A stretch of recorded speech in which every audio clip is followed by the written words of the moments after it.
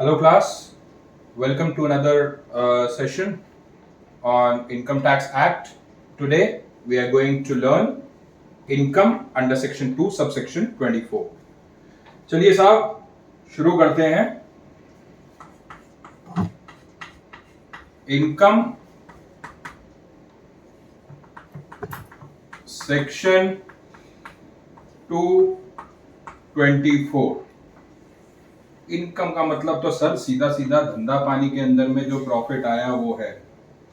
ठीक है, common parlance में आप बिल्कुल सही कह रहे हो, बट इनकम टैक्स एक्ट जो है वो इसकी कुछ अलग परिभाषा बताता है.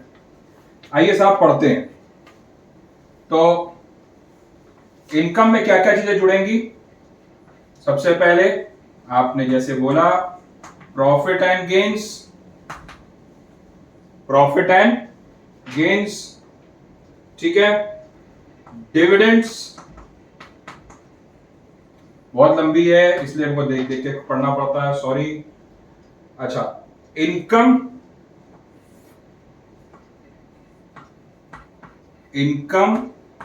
बाय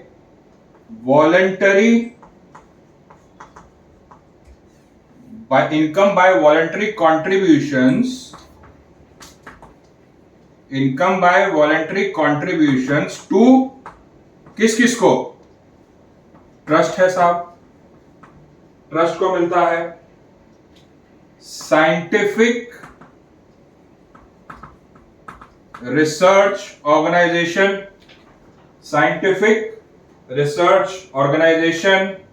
स्पोर्ट्स के लिए गेम्स एंड स्पोर्ट्स ऑर्गेनाइजेशन. तो गेम्स और स्पोर्ट्स ऑर्गेनाइजेशन उसको मिलेगा. फिर क्या है?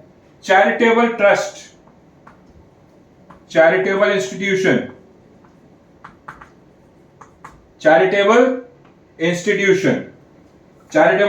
को मिलेगा. चैरिटेबल फंड को मिलेगा. Not for private purposes, for public और रिलीजियस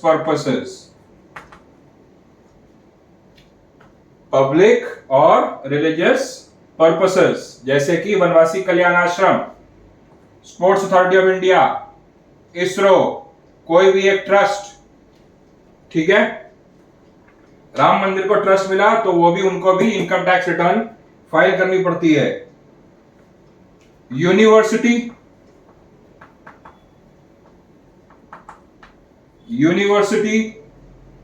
और एजुकेशन इंस्टीट्यूशन,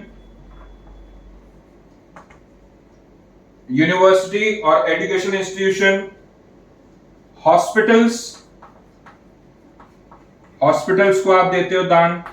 तो ये जो दान है, वॉलंटरी कॉन्ट्रीब्यूशंस, इनको वॉलंटरी कॉन्ट्रीब्यूशंस या सीधी सादी भाषा में दान जिसको कहते हैं, या आपका सहयोग जिसे आप कहते हैं, वो अगर हो तो उन सब पे इनको टैक्स देना पड़ता है. इसमें ट्रस्ट टैक्स देगा, इसमें इसरो टैक्स देगा, इसमें sports authority of India tax देगा, इसमें वनवासी कल्याण आश्रम ट्रस्ट टैक्स देगा. एग्जाम्पल बता रहा हूं, just these are examples. University Jamia Millia Islamia university है, हॉस्पिटल्स है, एम्स के अंदर में आपने दान दिया, तो इन सब के ऊपर में इन सबको टैक्स देना पड़ता है जो इंस्टीट्यूशन के मालिक है. राइट. परक्विजिट्स और profit in lieu of salary under section 17 subsection 2 और 3. तो अब परक्विजिट्स को अभी आप सिर्फ इतना समझो कि कोई सैलरी के ऊपर में आपको जैसे कोई बेनिफिट मिलता है, आपने कोई ड्राइवर रख लिया जिसकी कंपनी पैसा दे रही है, या आपको डेक्सो के पार्सल मिल गए जो आपका मील कूपन होते हैं, उन सब केसेस के अंदर में ये सारे टैक्सेबल होते हैं. बाद में जितने भी एग्जेम्पशंस हैं हम सैलरी के अंदर में पढ़ेंगे. यूनिट ट्रस्ट ऑफ इंडिया के अंदर में जो इनकम होती है, यूनिट ट्रस्ट ऑफ इंडिया के जो यूनिट्स आपने खरीदे, यूनिट ट्रस्ट ऑफ इंडिया, उससे जो इनकम होती है वो म्यूचुअल फंड से जो इनकम होती है, म्यूचुअल फंड्स इनकम से जो इनकम होती है उस पे टैक्स लगता है, उसको इनकम बोलते हैं, सॉरी, ठीक है। मार्केटिंग एसोसिएशंस, एसोचेम है और ये सब, जैसे ये सब जो ऑर्गेनाइजेशंस हैं, और कोई ऐसे मार्केटिंग ऑर्गेनाइजेशंस हैं जिनकी कमाई होती है, उनसे अगर आपको कमाई होती है तो उस पे भी वो इनकम की कैटेगरी में, डेफिनेशन में फॉल करता है। मैंने मिटा दिया है for notes varmaniassociates@gmail.com, varmaniassociates@gmail.com।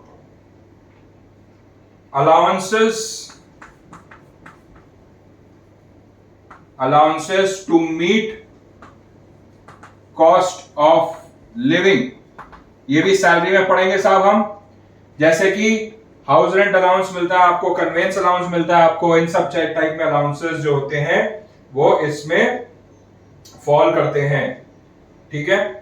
Perquisites received by a director of A company और पर्सन हैविंग सब्सटेंशियल इंटरेस्ट, तो परक्विजिट्स बाय, ये सब आगे जाके आएगा, अभी कंफ्यूज होने की जरूरत नहीं है। अभी सिर्फ ये हम पढ़ेंगे कि क्या क्या इनकम कैटेगरी में फॉल करता है। डायरेक्टर और person having substantial interest in the company. Substantial interest in the company सिर्फ थोड़ा सा बता देता हूं, जिसके पास अच्छे खासे शेयर्स हो, वो जो परसेंटेज आएगी वो हम लोग आगे पढ़ेंगे। Substantial interest in the company. Short forms लिख रहा हूं, बहुत सारी हैं, फटाफट हम लिखेंगे। वैल्यू ऑफ बेनिफिट्स कर लिया हमने, वैल्यू ऑफ बेनिफिट और perquisite received by the representative assessee. अगर किसी एम्प्लॉय का है रिप्रेजेंटेटिव असेसी, या उसकी डेथ के ऊपर में कुछ मिला, उसको किसी तरीके की चीजें मिली, तो उसको भी इनकम की कैटेगरी में मान लिया जाएगा। एग्जेम्पशंस बाद में देखेंगे। कैपिटल गेन्स, हमने कैपिटल गेन्स पहले ही समझ रखा हुआ है। कैपिटल गेन्स क्या होते हैं? कैपिटल गेन्स कोई भी एसेट आप सेल करते हैं उसके ऊपर में कैपिटल गेन्स होता है। Recovery of bad debt, recovery of bad debt. Bad debt क्या होता है? मैंने सेल किया 500 यूनिट मैंने सेल किया से चॉकलेट्स, डेयरी मिल्क के चॉकलेट्स मैंने सेल कर दिए।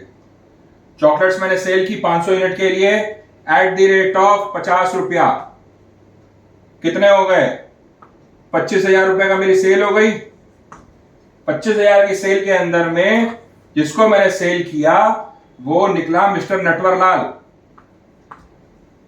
उसने बोला भैया मैं आपको 22,500 ही दे सकता हूं, तो बाकी मेरा 2,500 रुपया गया भोगबाड़ी, मतलब बैड डेट किया। बट बाद में नटवरलाल की आत्मा ने उसे झंझोड़ा और उसने बोला नहीं भाई ये 2,500 रुपया भी ले लो। ये क्यों होता है? क्योंकि जब मैंने बैड डेट लिया था तो उसको मैंने खर्चे में लेकर के अपनी इनकम को मैंने कम कर दिया था, तो मेरी जो इनकम थी, मेरी जो प्रॉफिट था, इस 25,000 रुपए कैलकुलेट ना होकर के 22,500 रुपए कैलकुलेट हुआ था जब मेरा बैड डेट हुआ था। अब ये जो 2,500 रुपया मेरे को आया, इसके ऊपर तो कोई खर्चा नहीं लगा, तो सीधा सीधा ये मेरा 2,500 रुपया 2,500 रुपीज इज माई इनकम। ठीक है जी। So recovery of bad debts, recovery of bad debts हो गया। Refund of excise duty drawbacks. कुछ ऐसी चीजें होती हैं जब हमको एक्साइज पे करके उसको गवर्नमेंट से हम रिफंड ले लेते हैं। ठीक है। बैलेंसिंग चार्ज बड़ा इंटरेस्टिंग चीज है जो कि हम बिजनेस एंड प्रोफेशन में पढ़ेंगे। बैलेंसिंग ऑफ चार्ज का मतलब क्या होता है? थोड़ा सा बस जिस्ट बता रहा हूं मैं आपको, बहुत छोटा सा। मेरे पास एक एसेट था 1 2 3 4 5 10 लाख का। करते करते इसको मैंने खरीदा था 31/3/21 में। ठीक है, 31/3 से एक्स ईयर में इसकी जो आफ्टर डेप्रिसिएशन सबने किया होगा कॉमर्स स्टूडेंट्स, डेप्रिसिएशन के बाद नेट बुक वैल्यू इसकी रह जाती है 20,000 की। अब मुझे इसको डिस्पोज करना है, ये डिस्पोज हुआ 25,000 में, 5,000 मेरा बैलेंसिंग ऑफ चार्ज आ गया। अगर ये कम होता तो वो टर्मिनल अलाउंस में जाता। डिटेल में आऊंगा कैसे कैलकुलेट होता है डेप्रिसिएशन, किस तरीके से ये प्रॉफिट एंड लॉस कैलकुलेट होता है जब हम करेंगे डेप्रिसिएशन अंडर पीजीबीपी। पीजीबीपी मतलब profit and gains of business and profession. Interest, salary, bonus, commission, remuneration bye partner, partnership हमने 12वीं में कर रखी है, remuneration bye partner, remuneration bye partner, receive by partner और अ फर्म, ये सब इनकम के परव्यू में आएंगे। ठीक है साहब, आगे चलें।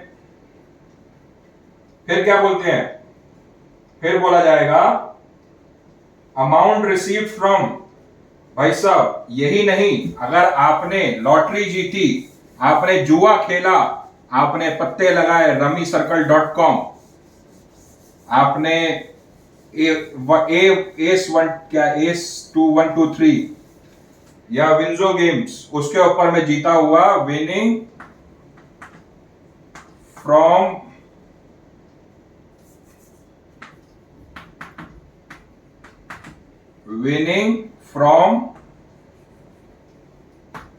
लॉटरीज, क्रॉसवर्ड पजल्स, हां जी मिलते हैं, crossword puzzles, games, horse race, card games,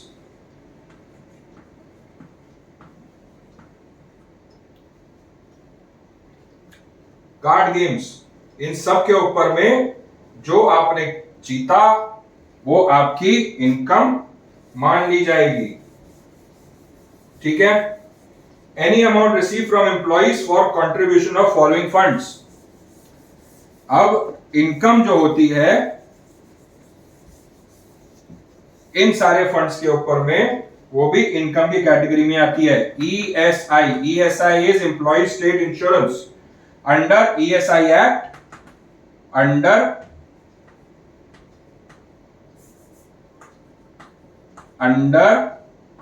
ESI Act 1948। ठीक है, लेबर वेलफेयर फंड के तहत कुछ मिला तो प्रोविडेंट फंड और सुपर एनुएशन फंड यानी ग्रेचुटी।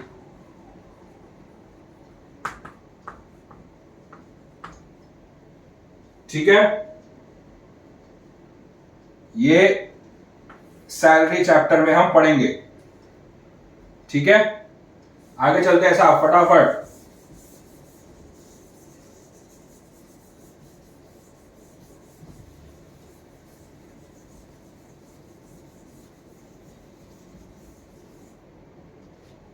चलिए साहब आगे लिखिए, profit from sale of license और under import control order 1995, under import control order. Sir कितने कराओगे, अभी तो बस होने वाला है। अंडर इंपोर्ट कंट्रोल ऑर्डर 1995 क्या होता है जी, आप एक्सपोर्ट करते हो, उसके अगेंस्ट में आपको एक लाइसेंस मिलता है कि आपने इतने का एक्सपोर्ट किया है, आप इतने का इंपोर्ट करने के लिए ड्यूटी फ्री आपको दिया जाएगा। तो अगर वो लाइसेंस आपने किसी को बेचा कि आप मेरे बिहाफ पे ये परचेज कर सकते हो, तो उसे हम अंडर इंपोर्ट कंट्रोल ऑर्डर 1995 के तहत उसे भी इनकम मानेंगे। Cash subsidy, cash subsidy with respect to exports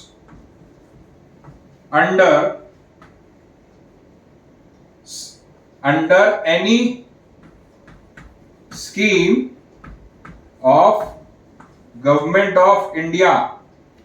तो गवर्नमेंट ऑफ इंडिया के तहत, स्कीम के तहत अगर आपको कोई भी कैश सब्सिडी मिलती है विद रिस्पेक्ट टू एक्सपोर्ट्स, वो भी आपकी इनकम मानी जाएगी। अब आप हैं, आपके माता पिता हैं, आपके धर्मपत्नी हैं और आपके बच्चे हैं, ये आपके नियर एंड डियर रिलेटिव्स हैं। अगर आपका दोस्त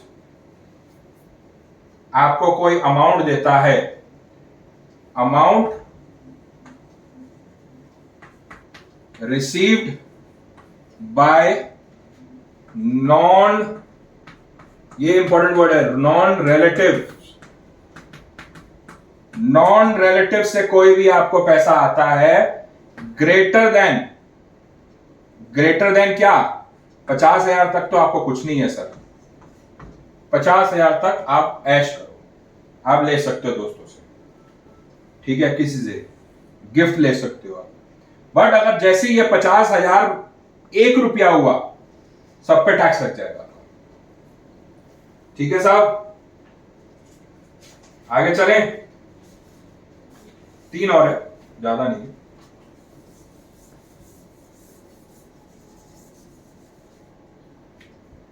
income received under keyman insurance policy,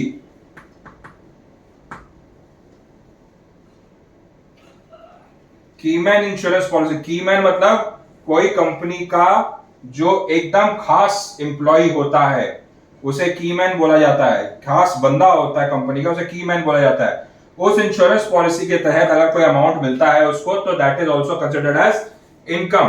this includes the bonus as well. कोई बोनस मिलता है कीमैन इंश्योरेंस के तहत तो वो भी इनकम माना जाएगा। Income shall include profit and gains of business, of banking, including providing credit facility, loan पे दिया, लोन का ब्याज आया, गेन ऑफ बैंकिंग बिजनेस के ऊपर में आपने काम कर रहे हो, ठीक है, आप लेन एनबीएफसी हो, नॉन बैंकिंग फाइनेंशियल इंस्टीट्यूशन हो, आपको इनकम की कैटेगरी में फॉल करोगे। ठीक है, maximum amount of casual income up to ₹10,000 is exempt from tax TDS. However, there is no cap on the TDS of winnings from lotteries and horse races.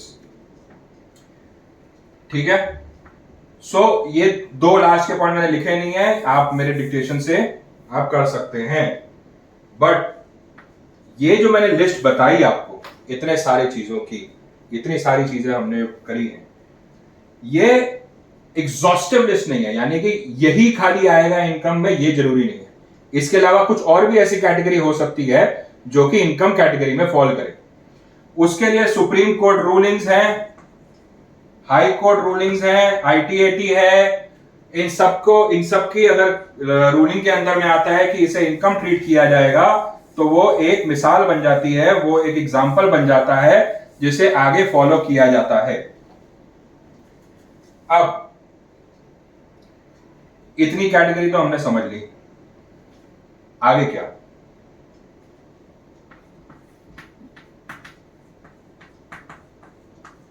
Principles of, ओ बेटे ये क्या है, मैं बताता हूं। प्रिंसिपल्स ऑफ इनकम क्या है? Principles of business आपने वो कम्युनिकेशन प्लानिंग में आपने सब सुना है, प्रिंसिपल्स ऑफ मैनेजमेंट सुना है, सब चीजें सुनिए। अब आइए हम समझते हैं प्रिंसिपल्स ऑफ इनकम क्या है। पहला principle, receipt of income receipt of income are periodic monetary benefits, यानी कि यहां पे अप्रैल में आया, यहां पे जून में आया, यहां पे अगस्त में आया, यहां पे ऐसे भी आ सकता है, मगर पीरियोडिक है ना, लगातार इनकम आ रही है ना, इंटरेस्ट ऑन बैंक आपका लगातार आता है ना, तो द सोर्स ऑफ इनकम जरूरी नहीं कि वो रेगुलरली इनकम आपको दे, हो सकता है वो साल में एक बार इनकम दे, हो सकता है वो 10 साल में एक बार इनकम दे, हो सकता है वो 20 साल में इनकम दे, और पहले साल में उसने इनकम दी, फिर 5वें साल में उसने इनकम दी, फिर 10वें साल में उसने इनकम दी, there is a regularity, we will still say that there is a regularity. So the word income should be periodical monetary receipt coming in from some definite source. एक बिजनेस, सैलरी, किसी से हमारे को एक definitive source of income होनी चाहिए जो कि हमारे को income regularly they. The source may not be continuously productive, but the source should be one whose objective is income. यानी कि हमारा मेन सोर्स ऑफ नौकरी क्या है? पैसा कमाना. मेन सोर्स ऑफ बिजनेस क्या है? चैरिटी तो नहीं करेंगे ना. So the principle that we learned in 11 and 12, that main objective of earning of business or employment is to earn money.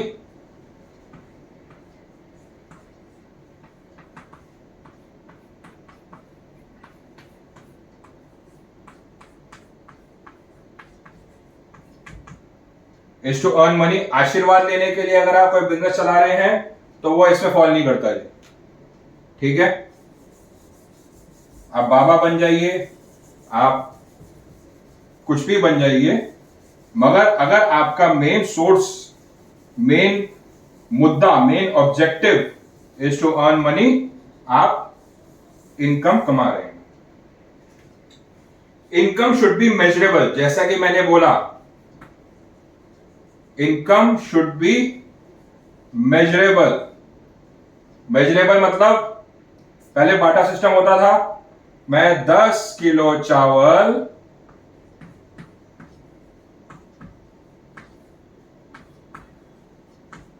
जिन्हें हिंदी नहीं आती, 10 किलो चावल के बदले 10 किलो गेहूं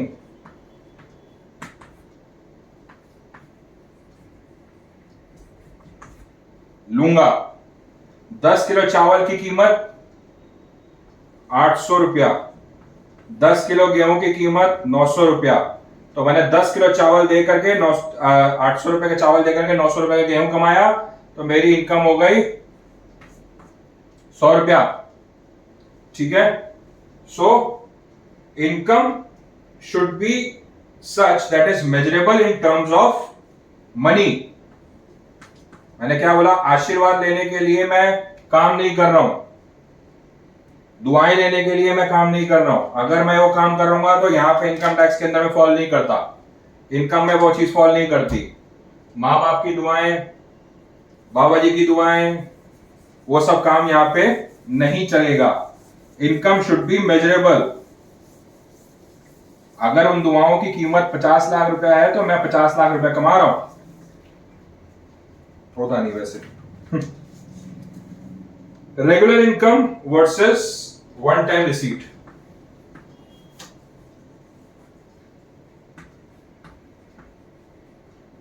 regular income versus one time receipt.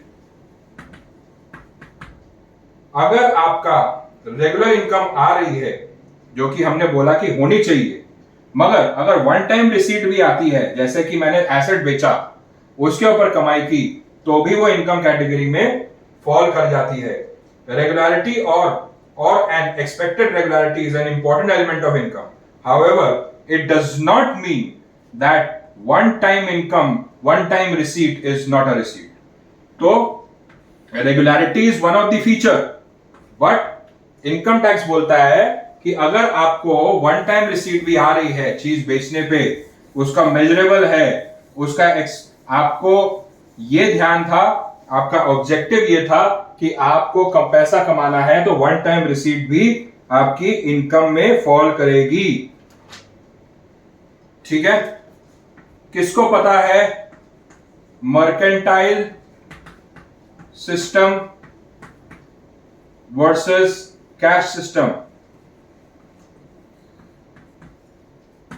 Mercantile system revise कर लेते हैं। मर्केंटाइल सिस्टम में क्या होता है जी, अगर आप किसी को सामान बेच रहे हैं क्रेडिट पे, तो एंट्री क्या बनती है? फटाफट से कोई एंट्री बताएंगे, आप एंट्री बताएंगे। जैसे मैंने वही एग्जांपल लेते हैं, 500 यूनिट्स चॉकलेट मैंने सेल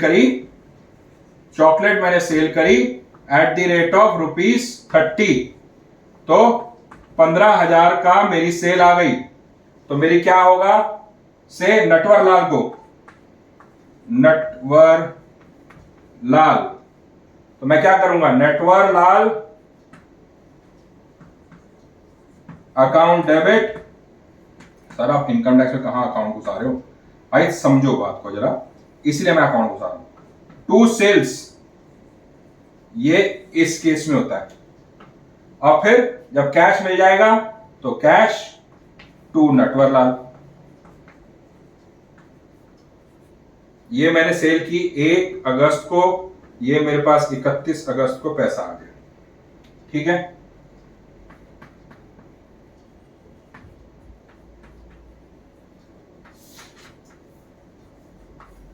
ओके।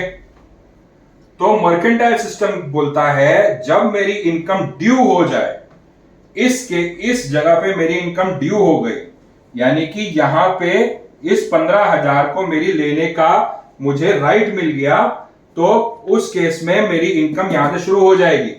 भले ही मेरे को अगले साल यानी 31 से नेक्स्ट ईयर जुलाई XX डेट पे मुझे पैसा मिले। ठीक है जी, this is mercantile system. Cash system इसका उल्टा है, जब मेरे पास पैसा आएगा तभी मैं वो सेल रिकॉर्ड करूंगा, जो कि आजकल यूजुअली होता नहीं है। सो इनकम आपकी चाहे कैश सिस्टम ऑफ अकाउंटिंग हो, चाहे आपकी मर्केंटाइल सिस्टम ऑफ अकाउंटिंग हो, दोनों ही केस में वो इनकम कंसिडर करी जाएगी। Income includes amount that is due and not received by considered by the income tax authorities. आपने माल एक बार बेच दिया, आपको पैसा इनकम आपकी जुड़ जाएगी। ठीक है, income to be earned from other person, मतलब अब इसका क्या मतलब हुआ, इसको लिख लेते हैं।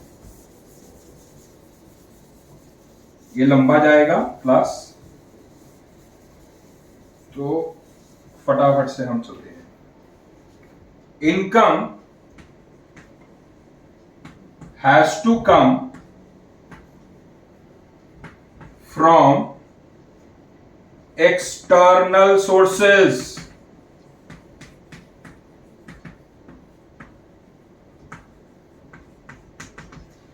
आपके पिताजी ने आपको पॉकेट मनी दी, इज इट एन इनकम? आपने अपनी वाइफ को एक ड्रेस खरीदने के लिए पैसे दिए, रिंग खरीदने के लिए पैसे दिए, आपने चूड़ियां खरीदने के लिए पैसे दिए, is this an income in your hands of your wife? No, because income has to come from an external source. आपको कमाना पड़ता है इनकम को। सो अब इनकम कैन बी लीगल और illegal. Income tax act 1961 does not differentiate between legal and illegal income. आप चोरी करके कमा रहे हो तब भी उस पर टैक्स दोगे, ऑब्वियसली रेपरकशंस विल बी अलग। ठीक है, इलीगल इनकम आप कमा रहे हैं वो भी टैक्स उसमें इनकम में आ जाएगी, कंसिडर की जाएगी। लीगल है तो वो भी आपकी इनकम में कंसिडर की जाएगी। Income includes negative income. इसका क्या मतलब हुआ? नेगेटिव इनकम का मतलब हमने वो नंबर लाइन पे सीखा है ना, 1 2 3 4 5 6 -1 -2 -3 -4 -5, ये मेरी होती है प्रॉफिट, ये मेरा होता है लॉस। यानी नेगेटिव इनकम, नेगेटिव इनकम मतलब इनकम का मतलब सिर्फ प्रॉफिट ही नहीं, नेगेटिव प्रॉफिट भी, लॉसेस भी। हम लॉसेस के ऊपर में आएंगे जब हम चैप्टर करेंगे set off and carry forward of losses. We will discuss that in detail. आइए साहब, अब थोड़ा सा समझते हैं, एक बहुत ही इंपॉर्टेंट चीज है जो आप लोग को जाननी चाहिए, जिसके ऊपर में हमारे दिवंगत श्री राम जेठमलानी जी ने बहुत लंबी बहस की थी।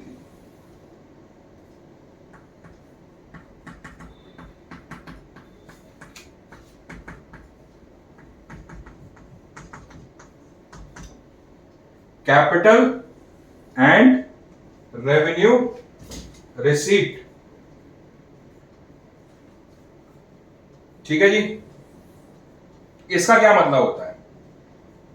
तो जो टैक्स लगता है, इनकम की जो इनकम कंसिडर होती है वो आपके कैपिटल पे नहीं होती है, वो आपके इनकम पे होती है। Income generated from that capital, income that is generated from that capital is considered as your income.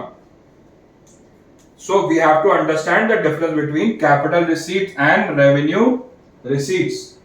So number one, type of capital employed. Type of capital employed मतलब fixed capital. Fixed capital मतलब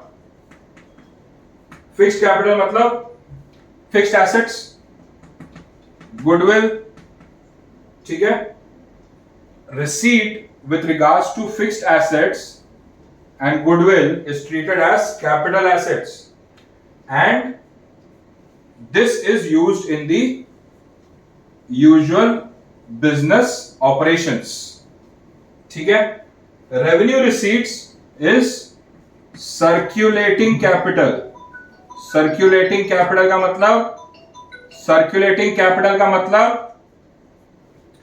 circulating capital stocks जो मेरे turnover में काम आते हैं। Fixed capital versus circulating capital. जो capital मेरे बिजनेस में लगता है उसे फिक्स्ड कैपिटल बोलते हैं। जो कैपिटल मैं बेचता हूं, जो मेरा रेगुलर चल रहा है, उसे हम सर्कुलेटिंग कैपिटल बोलते हैं। तो ये इसका जो रिसीट आता है वो कैपिटल रिसीट, इसकी जो रिसीट आती है वो रेवेन्यू रिसीट। इसकी जो इनकम आती है, भाई इनकम तो दोनों में है, इसकी जो इनकम आएगी वो पड़ेगी सेक्शन 45। जल्दी से कौन बताएगा सेक्शन 45 क्या होता है? Capital gains. Capital gains, capital gains. और इसका कौन सा सेक्शन आता है? ये कौन सा सेक्शन में इनकम कंसिडर की जाएगी? सेक्शन 28। सेक्शन 28। ठीक है जी, आगे चलते हैं। सर आपने बता तो दिया कैपिटल रिसीट और रेवेन्यू रिसीट क्या है, पता कैसे लगेगा कि किसको कैपिटल रिसीट कंसिडर करें, किसको रेवेन्यू रिसीट कंसिडर करें? मतलब मैं आपको एक एग्जांपल बताता हूं। एक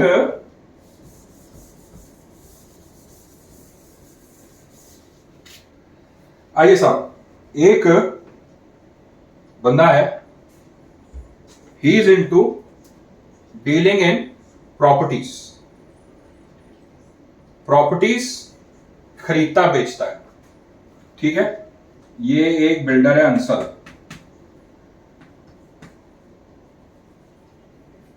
इसका काम है प्रॉपर्टी खरीदने बेचने का। और ये है सुशांत वर्मानी,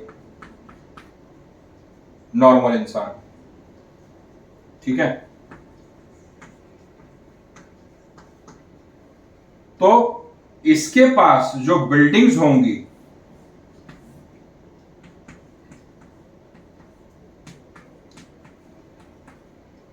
इसके पास जो बिल्डिंग्स होंगी वो होंगी in the nature of stock. ये जब बिल्डिंग खरीदेगा, स्टॉक मतलब सर्कुलेटिंग कैपिटल, सर्क्यूलेटिंग कैपिटल, इसके लिए बिल्डिंग क्या होगी? बिल्डिंग क्या होगी? Circulating capital. इसके लिए बिल्डिंग क्या होगी? ये बिल्डिंग खरीद सकता है भाई? बहुत महंगी आती है आजकल।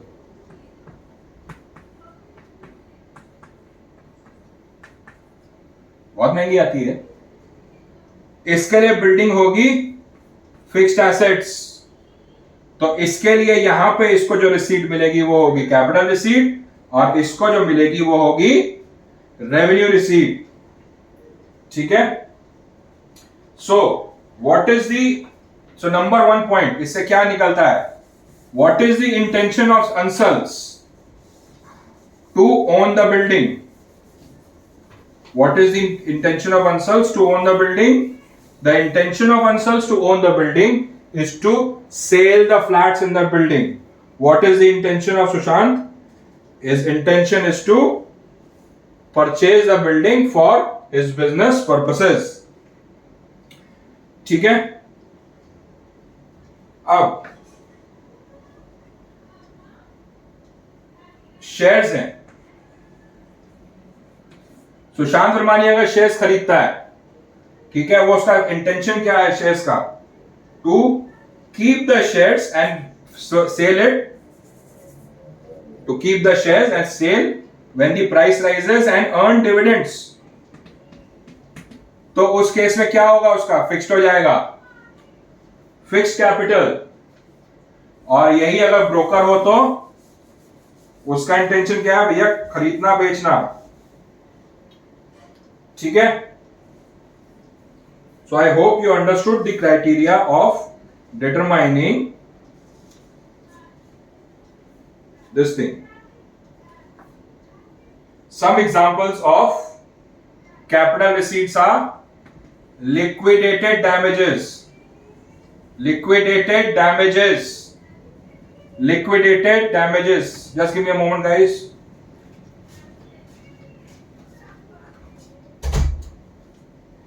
So liquidated damages का मतलब कंपनी जब डूबती है उसके बाद जो भी हमारे को लिक्विडेशन के ऊपर पैसा मिलता है वो होता है liquidated damages.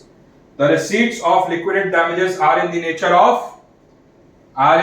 of capital receipts, क्योंकि assets बेच रहे हैं। Capital receipts. Compensation on termination of agency contracts. अगर आपके पास इसके अंदर में एक कैच है, एजेंसी कॉन्ट्रैक्ट। अगर आपके पास एजेंसी है, रिलायंस की एजेंसी है, ठीक है, और एक ही एजेंसी है जिसके ऊपर सारा दारोमदार है आपके घर चलाने का, तो one agency multiple agencies.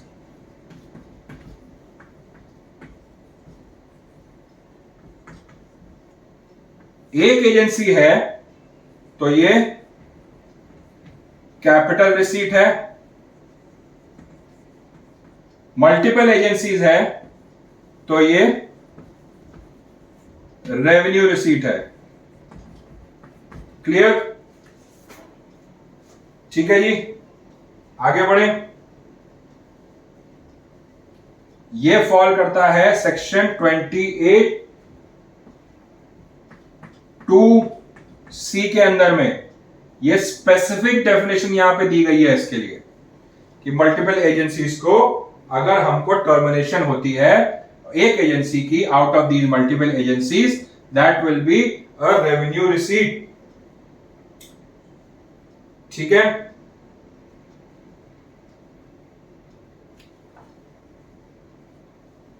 Sorry, ये इधर है, सॉरी, 28 2C कैपिटल रिसीट के बारे में बोलते हैं, एक एजेंसी के बारे में। ठीक है। अब अगर आप कहीं पे नौकरी कर रहे हैं और आपकी छटनी होती है तो उस पे जो आपको पैसा मिलता है टर्मिनेशन ऑफ सर्विसेज, वो आपके कौन सा सेक्शन में जाता है? 17 subsection 3, 17 subsection 3। But this is capital in nature. क्यों भैया? मेरे पास एक ही नौकरी थी, मैं उसी नौकरी से कमा रहा था। सो अगर मैं ये बोलूं कि कोई भी चीज ऐसी जिसके बेसिस पे आप कमा रहे हैं, जिसके बेसिस पे आपकी कमाई हो रही है, अगर वो खत्म हो जाती है तो उस पे जो रिसीट आती है वो हम कैपिटल रिसीट्स में कहते हैं, though they are charge in different sections. ठीक है, okay. Service contract,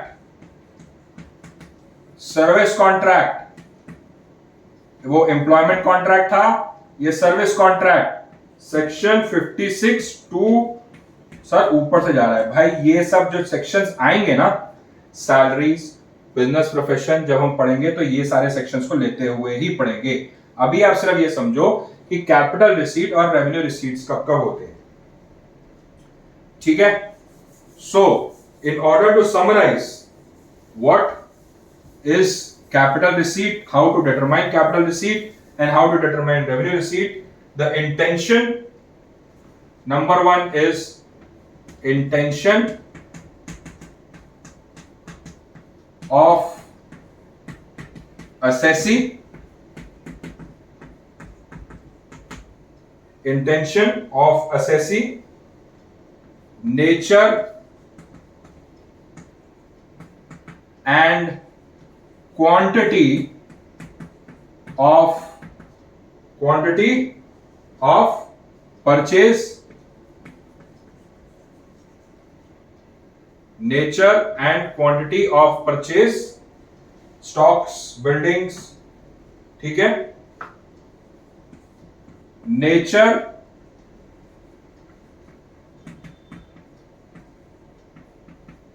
of transaction,